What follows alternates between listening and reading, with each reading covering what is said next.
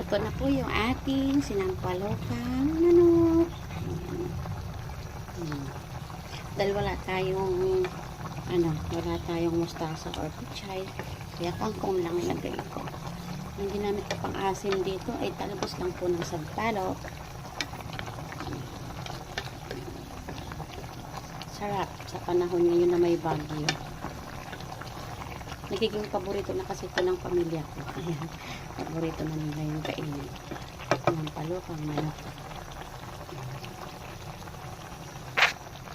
So, have a blessed Sunday sa atin po lahat. At mag-iingat po tayo dahil mayroon po tayong bagyo dito ngayon sa lugar natin.